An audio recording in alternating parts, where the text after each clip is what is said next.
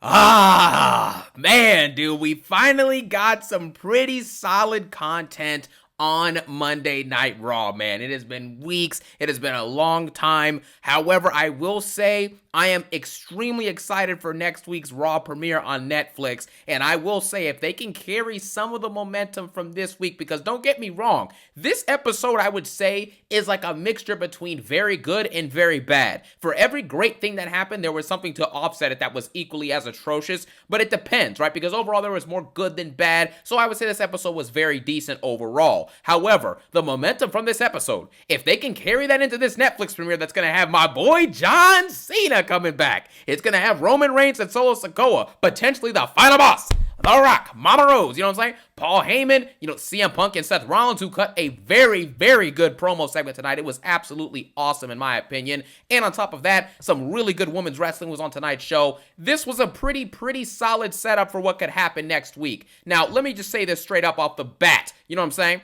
We may be out of the dog days, ladies and gentlemen. It is possible. If Raw on Netflix is as good as they're hyping it up to be, we will be out of the dog days. For the last 7 or 8 months, however long it's been, we have been getting bombarded with bad Raw content and bad SmackDown content just over and over and over again. Pretty much since WrestleMania Backlash, like King of the Ring, like time, ever since then it's been bad. But this episode tonight was solid, and it excelled in specific areas where WWE has not done good in a very long time. The women's wrestling department has been stale, bland, and bad on Raw for honestly like around half a year at this point. But tonight, it was great. However, let's just go ahead and break it down from start to finish. There was also less ads. They literally, for the first 90 minutes of this show, there was maybe 3 ads max. They really toned down on the ads and actually made it an enjoyable final episode of Raw on USA Network, which we'll talk about in a little bit. Now, we started off with The New Day. The New Day basically came out and they were talking about absolutely nothing. This was partly cool to see how much they're hated by fans, but at the same time, it starts to get annoying because now it's okay, The New Day at certain points throughout this entire time where they were walking around could have easily uttered a word or said something, but they chose not to and just wait for the boo pop to come in.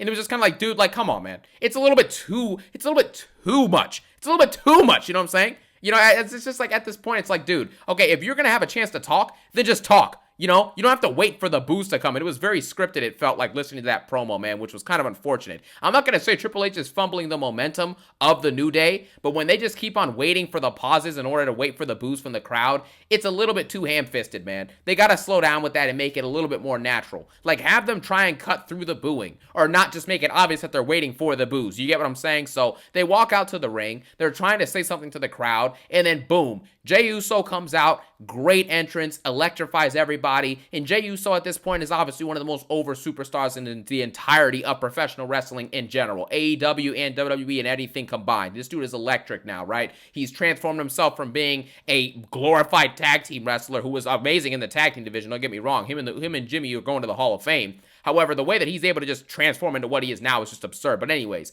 gets into the ring, basically after 5 minutes of yeeting, he comes out to the ring and he's about to say something to the New Day, and he ends up saying absolutely nothing, other than the fact that New Day sucks. That's literally all he says, and then the New Day's asking him because the crowd keeps booing him, so New Day asks Jey Uso off mic. They're like, hey man, tell him how far we went back. I'm like, okay. So the New Day came out here to basically just have Jey Uso tell everyone how far back they go. This is when things started to become to the point, it's dude, what the heck is this? What was that? You know what I'm saying? Are you going to actually go out and say anything, or are you just going to talk about how far back you and Jey Uso go? We go back like car seats, Oos. You know what I'm saying? He didn't say that, but you get the point. This is stupid. Then Jey Uso, basically, after he doesn't say that and just says New Day sucks, pretty much New Day leaves the ring and walks away disgusted. And then after this, Jey Uso's basically talking about absolutely nothing. Jey Uso maybe says a combined 15 words in the entire 15 minutes he was out there in the ring. He basically says, we got other business to attend to. I'm here to attend to the business involving Drew McIntyre, Oos. And after this happens, he basically gets interrupted by Solo Sikoa, who's on the teleprompter, the screen, or whatever, and he's basically talking about next week how he's going to beat Roman Reigns, and he's going to forever be Jey Uso's tribal chief and everyone's tribal chief, whether they like it or not, after he beats Roman next week on Raw. My hype levels for that match are actually starting to build, despite the fact that Solo and Roman have they haven't even been in the ring with each other, I think, one time to build up this feud in the last, month.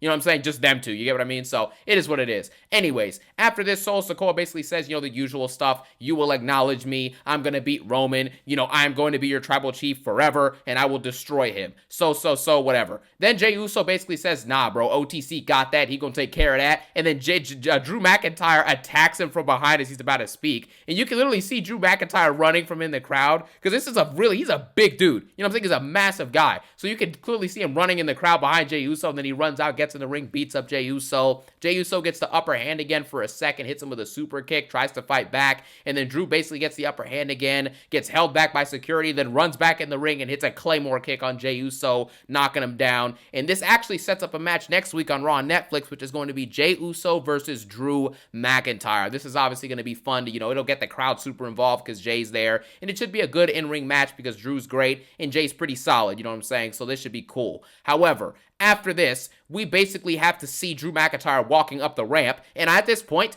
I'm getting a little bit tired of Drew McIntyre. Like, don't get me wrong. Drew McIntyre is the MVP of 2024 as far as male wrestlers, just wrestlers in general, honestly, in WWE. He was great this year, and quite frankly, he's been doing an amazing job on the mic, off mic, even in the ring, obviously, he's been great, but his character now is becoming redundant and stale and stupid. This dude could be competing for world championships, but unfortunately, Gunther, again for the third or fourth week in a row, is nowhere to be found. So I don't know where he's at. I'm going to calm down because I don't know where this dude has been. I don't know where Braun Breaker is at. Braun Breaker hasn't been back in 3 weeks. Do we have any dogs barking here in Houston? Clearly not, because I haven't been on the show for 2 weeks. Or 3 months, I should say.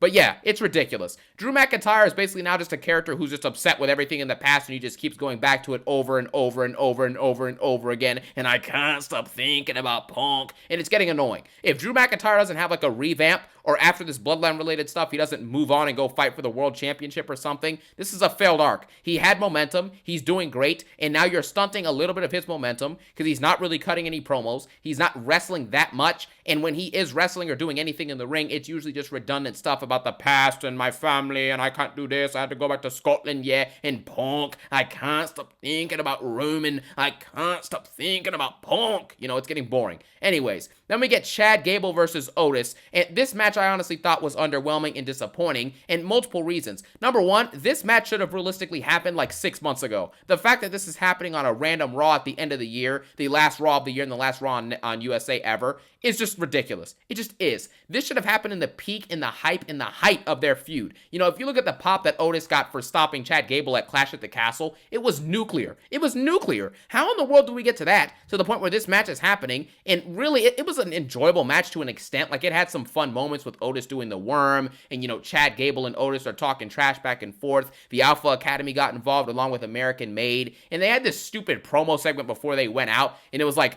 we weren't born here, we weren't developed here, we were made here, you know what I'm saying, because American Made. It's like, dude, grow up, you know what I'm saying, like, grow up, dude, at this point. But yeah, this match was disappointing. The ending was absolutely ridiculous, because Chad Gable, like, here's the thing I don't understand about the refs. If you actually see someone in the ring, because in this match what happens is Ivy Nile grabs Otis's ankle, right, and prohibits him, gets him distracted, and then Chad goes in for the ankle lock. The ref actually acknowledges Ivy Nile as she's doing this, and all he does is just stand there with his hands out. I'm like, how is that not a DQ? Anytime that you are prohibiting a wrestler, an outside factor is prohibiting a wrestler from winning or doing something in a match, that deserves a disqualification because it is an interference. You get what I'm saying? But somehow Ivy Nile does this, costs him the match and distracts him. Chad Gable puts him in the ankle lock, and then Otis taps out, and that's it. This was ridiculous. I thought the ending was dumb, and this match happened 6 months too late. So, it just didn't work for me, man. I don't understand this, and I didn't like the booking here. Chad Gable was on a hot streak. Otis was on a hot streak. They didn't do anything with him for months, and now they want to throw this match out here just to have bad booking at the end of it. This was stupid. And so was the opening segment, by the way. I don't know if I said that, but the opening segment was just stupid, and it was a waste of time. Drew McIntyre is becoming redundant. Jey Uso said absolutely nothing. The New Day basically said absolutely nothing. It was just a big old waste of time, quite frankly. I really did not like the opening segment, and I really did not like this match. Anyways, now we have RTruth versus Pete Dunn.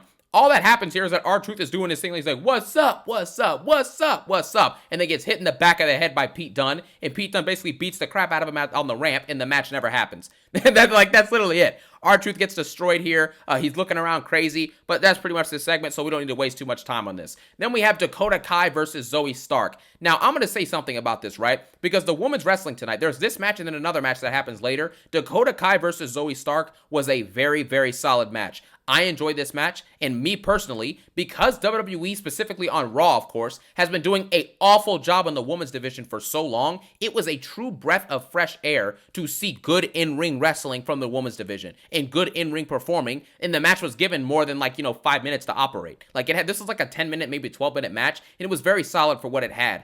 Dakota Kai's moveset is very, very good. Zoe Stark does a great missile dropkick. She did some great job selling in this match as well. I think Dakota Kai did a good job when it comes to, like I said, her move set. The one thing she needs to fix is that scorpion kick. The scorpion kick is atrocious. It looks botchy. It looks bad. She needs to go ahead and just cancel and axe that move from her repertoire. However, what else happened here is that Dakota Kai did some like this rollover move, which was like a powerbomb onto like her knees. It was a really good move. She did a couple top rope aerial things that I thought were really good as well. And her and Joey, they did a pretty solid. Her and Zoe, I think I said Joey.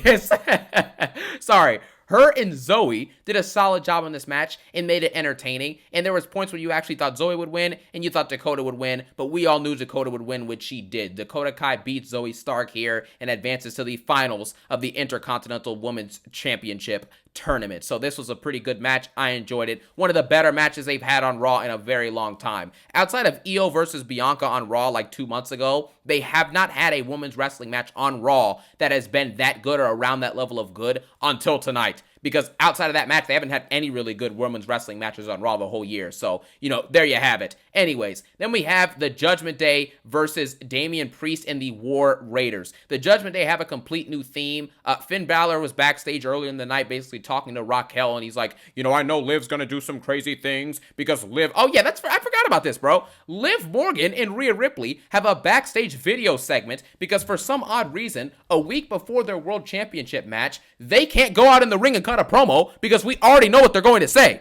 You get what I'm saying? We already know what they're going to say, so it's just there's no point of even continuing this nonsense. If we already know what they're going to say and what they're going to do, then we can just, lower it down to video segments. And basically inside of these video segments, it consists of Rhea Ripley saying the exact words bar for bar that she's been saying for 3 months now. I'm going to take back my title that I never lost, yeah. I'm going to take back my title that I never lost, yeah. I'm going to take back my title that I never lost, yeah. Goodness gracious, man. Like, Rhea Ripley at this point, it's just a redundancy on the mic. It literally is just the same line. Then you have Liv Morgan. She's in a backstage vignette. She's basically saying the usual stuff. Rhea, I took everything from you, and it was the year of Morgan, not the year of Rhea. Like, this is just so stupid. I'm done wasting my time on this. This last woman standing match next week for the World Championship needs to be the end of this feud. It needs to be over. This has dragged on long enough. It is boring, it is redundant, and it is ridiculous. Rhea Ripley needs to win this match next week so that she can rightfully take back a title that she never lost. Yeah!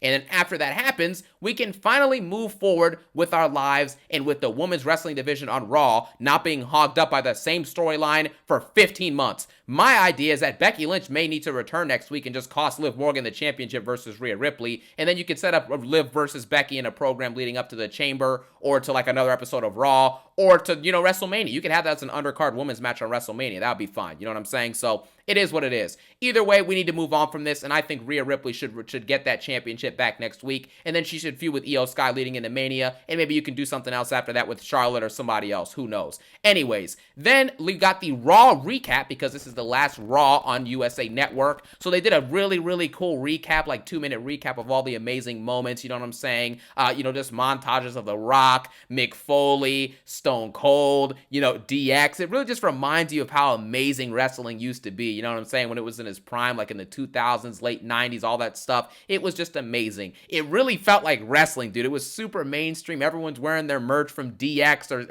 or for Shawn Michaels. You know what I'm saying? Stone Cold, Steve Austin, The Rock. Like, it was absolutely sensational, bro. And, there was just great stuff throughout all this, and it really just reminded you of what they've done on USA Network. And it was really cool, man. I really liked it, and I enjoyed myself while watching it. Then we had the Judgment Day versus Damian Priest and the War Raiders. this match was actually pretty solid for the 5 minutes they were given for it. It had a bunch of chaos. It had crazy action. There was great selling from Dominic, JD, and Finn Balor. And on top of that, the War Raiders actually did a very solid job in the ring in this match. The War Raiders are very solid in the ring. I don't really care for their gimmick or their story or anything like that, but they do a good job in the ring. You know what I'm saying? They wrestle solid matches, and their size combined with the moves they're actually able to do makes their matches a lot more entertaining in my opinion. So I really enjoyed it, to be honest. It was a 5-minute chaos, train wreck tag match, so that's all you can ask for. Damian Priest hits Dominic Mysterio with like Dominic Mysterio was running at him, and Priest catches him and swings around in the air a little bit, and then boom, hits the South of Heaven.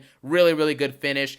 Damian Priest gets beat up after the match by Finn Balor. I'm assuming they're going to have some random match on Raw in about 2 or 3 weeks, and that's pretty much that. Then we get a very weird Ludwig Kaiser and Sheamus segment. Ludwig basically comes out and says, I am Ludwig, ladies and gentlemen, I demand your gratitude. You know what I'm saying? And basically Ludwig says that, and then he asks for Braun Breaker to come out because he's tired of Braun Breaker running. He wants another IC Championship rematch, and Braun Breaker doesn't come out. Sheamus comes out and returns, and I think Sheamus needs to change his theme, dude. They need to go back to the classic Sheamus thing. It's a shame of playing, Costa here, whatever. You know what I'm saying? Sheamus' old thing needs to return, but he comes out, bro kicks Ludwig Kaiser. That's the end of this segment. Good to see Sheamus back. We'll see what they do with him going forward. I'm sure he's going to probably win that IC belt at Mania or something like that, so that should be cool. We'll see what he does over the next couple months, because we know whatever he does, he's going to be putting on banger after banger after banger after banger. You know what I'm saying?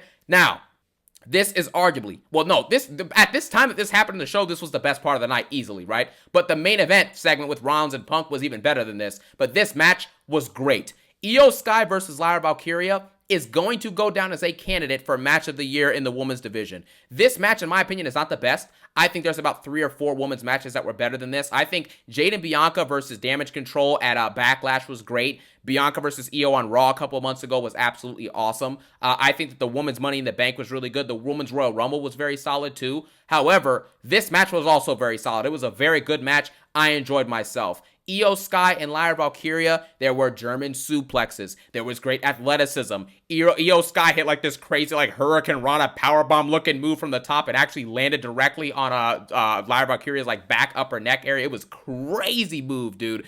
You know what I'm saying? I also think that EOS Sky, they had her have a knee injury in this whole entire match to kind of weaken her up for when Lyra eventually won the match. But all of it was entertaining. There was good in-ring choreography. Lyra Valkyria was doing solid suplex combos and hooking the leg, doing the fisherman suplex. It was a really, really good showcase of professional wrestling. They did a good job. It was hard hitting. It was physical considering their sizes and the way they wrestle. It was a very physical, hard hitting match with a diverse moveset. It wasn't just a bunch of flips and craziness. There was a mixture of that obviously involved, but there was a lot of just in-ring technical work that I thought was very entertaining and very good. This match was given 10 to 15 minutes to cook, and lo and behold, they cooked. The only problem with this match, quite frankly, is the fact that Lyra Valkyria, they kind of squandered the way that they could have made her super over with the crowd, if you get what I'm saying.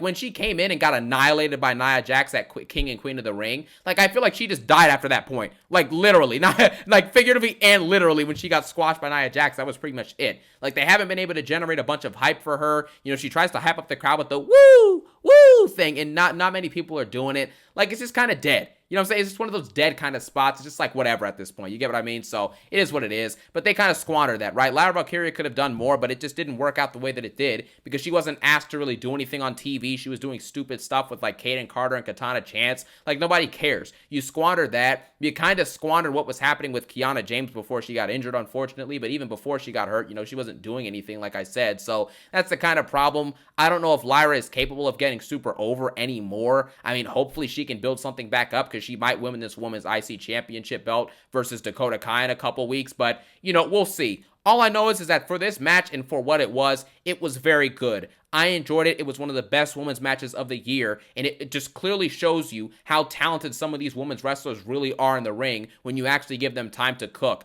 I was genuinely shocked that Zoe Stark was able to actually put on a good match because I just hadn't seen her do it. I'm sure there's other women back there that can put on good matches. You know what I'm saying? Maybe Ivy Nile can. Maybe Maxine Dupree can. Heck, maybe Shayna Baszler and Sonya Deville, the jobbers. Actually, they can't put on a good match. Let me just stop with that nonsense right now. However, I'm sure there's others, right? Hopefully going forward, maybe they give women more chance to cook like this, because this was really good. This was good in-ring wrestling, and I honestly, this is one of my favorite Raw matches of the year, Io versus Lara Valkyria. I thought it was great. Then we had the main event segment with Seth Rollins and CM Punk. Before this segment happened, I was already predicting and expecting this to be a masterclass, because they had alluded to it and referenced it like 10 times all show. So I was expecting this to be absolutely awesome. And actually, it was. Now, a lot of people are going to probably go around and say, this is the greatest promo of all time. It's a top 5 promo ever. It's a top 3 this. It's not. Okay, it's not. It's probably not even top 10. It probably isn't even top 20 or 30. But this was a great promo segment, so I'm just going to judge it off of its merits of what it did. Seth Rollins comes out and basically says, in a week will be one of the biggest matches in the history of our industry.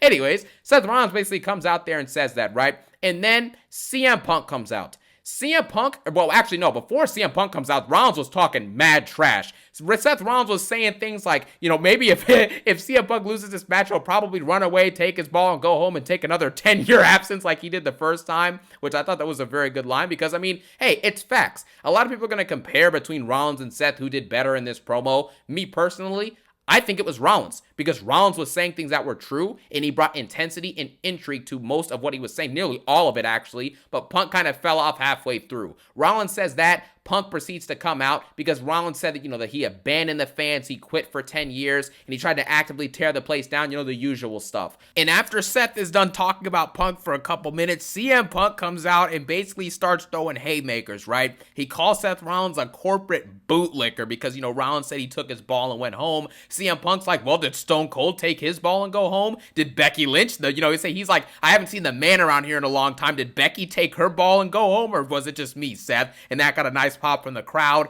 And then Punk basically talked about how he was tired of Vince. He was tired of, all the other nonsense that was going on at the time that he was, wrestling and stuff like that. And he hated the management and stuff. And then after that, he's like, that's why I left. And then he proceeds to bring up, he said something similar to what Cody was talking about on SmackDown. He's like, I'm not some martyr. Are you a martyr? Nick out to some martyr for Kevin Owens, saying some nonsense. Punk's talking about that, and then he basically reminds Seth Rollins of the fact that he's here to make money, not friends. Lil bro. He calls Seth Lil bro, Roman also calls him Lil bro. My little brother Seth Rollins, Everyone just calls this dude Lil bro, but Seth fights back, and he's like, you don't know what it's like to be at home like my wife is right now with kids, because you don't know what it's like to have kids and raise kids. Massive reaction from the crowd. That was a really crazy line. He took shots and brought up how Punk ran away to AEW and said, how'd that work out for you, buddy? He didn't say AEW by name, but he said like you ran to the competition or whatever. And then he said that, because he's the revolutionary, the visionary, he's basically saying things like the war is just starting. Revolutions aren't built by people who quit and run away when the going gets tough. They're built by dudes who stay around and fight, bro. Seth Rollins is awesome. I've been telling you guys this for months. Seth is one of my favorite wrestlers, probably my second or third favorite, but Seth Rollins is just amazing, right? He just is. And in this specific promo, he outclassed CM Punk with lines like that. And then he said that, first time you took your 10-year absence, you wanted to take it, but I'm going to make you take this 10-year absence. And I'm tired of you, pretending like you're on our side. You left the company, abandoned the company, and bashed the company and everyone in it and wanted it to fail. And you still couldn't get that to happen. And now you want to act like you're, a great guy and all these other things. I know you're going to take this 10-year break, and I'm no longer little bro. I'm big bro. Seth Rollins, man, wow, probably one of the best promos of his career. You get what I'm saying? Then CM Punk does that. This is when Punk's promo started to become a little bit too corny and too like Shakespeare-esque. He starts talking about like you can tell a pioneer by the arrows in their back, and I had to quit to get better, to grow, and to learn new things, and I took the arrows out and all this other stuff, right? And I'm like, dude, Punk, stop. You took a 7-year break, went to AEW, messed that up pretty much. Obviously there was other factors involved, right? But Punk and AEW just didn't work out for whatever reasons, right? And then after that, he's like, oh, I'm a pioneer. Dude, stop. You're not a pioneer. It's like relax, dude. The glaze that this dude does on himself and the glaze that a lot of the CM Punk fans do is just absurd now at this point. Yes, CM Punk is an all-time great, but calling yourself a pioneer is just ridiculous. All right, it's just absurd. And then Seth Rollins' response, he's like, you're not a pioneer, you're a cancer, and cancer doesn't kill itself. You gotta cut it out. And then Seth says he will burn him to the ground, with his eyes of fire, his heart of fire, whatever he said, versus Punk's arrows. and then he says, I'm going to beat you next week, yada, yada, yada, and that's how it closes out. You know what I'm saying? With him saying he's going to burn CM Punk to the ground. You know what I'm saying? Like the burn it down, the full circle stuff with that. So this was a great promo. It really was. There was good elements of storytelling, good elements of rage, intensity, hard-hitting lines of dialogue. This was entertaining. It was engaging. It was one of the best promo segments of the year, and I'm glad that it was because I expected it to be at least great, and then ended up being pretty great / being even above great at times. So, I really enjoyed this ending to the show. Like I said, this next week of Raw, realistically, if it rides the momentum of this episode, it should be great, right? They set up some good things here for next week with Punk and Rollins, for example. The hype levels of Cena, The Rock potentially showing up, Roman and Solo stuff as well. It's going to be a pretty massive episode of Raw, and this episode of Raw, for specifically what it was actually very solid. So overall, I would give this episode like a 6.5 or a 7 out of 10. This is a solid episode. If they maintain this quality of show going forward, they will be able to actually win me over again. But if we get this good episode and maybe a good episode next week and the week after, and then we go back to garbage, I would be very disappointed and very unhappy. But next week starts the road to WrestleMania, so let's just hope they ride the high and do something special like they were able to do in the build to last year's WrestleMania. So we'll see what happens. Let me know what you thought of Raw in the comments below. Very solid episode. I enjoyed myself, and I can't wait for Raw on Netflix. Have a great day. Peace out. One love.